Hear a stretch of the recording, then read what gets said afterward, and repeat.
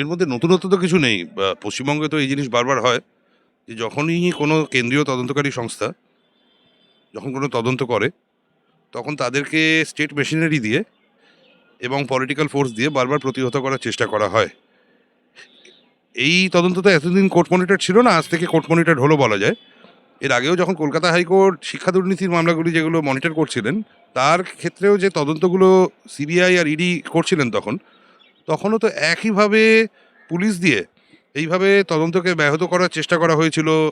CBI অফিসারদের এগেনস্টে, ED অফিসারদের এগেনস্টে ভুয়ো এফআইআর রেজিস্টার করার তখন মানে রেজিস্টার করেছিল আর কি, যার ভিত্তিতে আমরা আম, তখন সেই সময় কলকাতা হাইকোর্টের থেকেই অন্তর্বর্তী আদেশ নিয়েছিলাম। মাননীয় জাস্টিস অমৃতা সিনহা তখন দিয়েছিলেন আর কি, যাতে কোনোভাবে এদেরকে মানে ওই এফআইআরে যাতে কোনো রকমের কোনো মানে স্টেপস এরা না নেয় আর কি।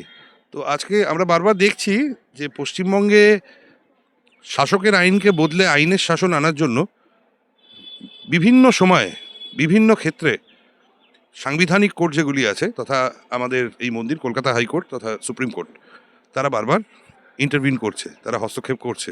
আর যদি এরকম অসাংবিধানিক কাজ সরকার করে, রাজ্য সরকার, তাহলে তো সাংবিধানিক আদালতকে এরমভাবে ইন্টারফেয়ার করতে হবেই।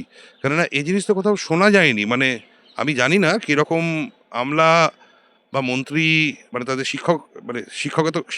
শিক্ষাগত যোগ্যতা কতটা তারা, যে তারা বলছে যে পুলিশের কাছে পারমিশন না নিয়ে কেন রেড করতে যাবে একটি কেন্দ্রীয় তদন্তকারী সংস্থা। কি এটা কি মানে মগের মুলুক পেয়েছে নাকি? মানে এই কী টাইপের আইন, কী টাইপের কি মানে এখানে পশ্চিমবঙ্গের ক্ষেত্রে কি কোনো অন্য রকমের সংবিধান আছে? মূর্খের স্বর্গে বাস যারা করে তারা এরকম মন্তব্য করে।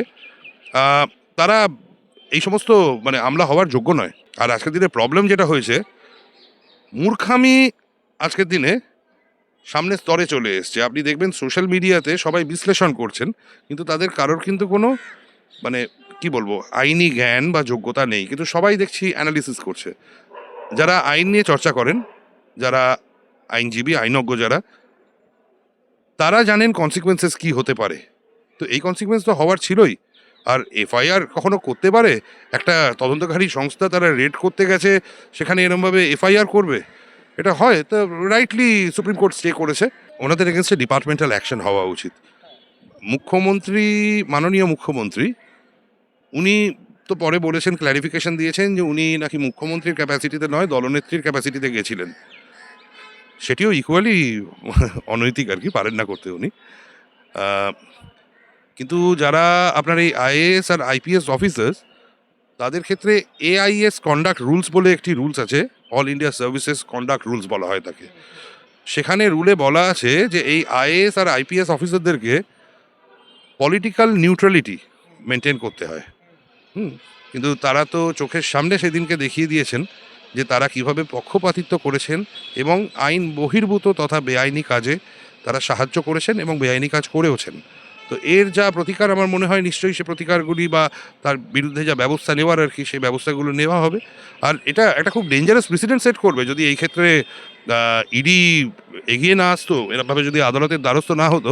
কেননা এটা তো বেসিক্যালি অ্যানার্কি ডেকে আনা, যে মানে আইনের ব্যবস্থাকে, রুল অফ লকে সম্পূর্ণভাবে ওভার মানে ধ্বংস করে দিয়ে, হ্যাঁ এরমভাবে মানে এখানে রাবণ রাজ চলবে। তো এই জিনিস তো চলতে পারে না।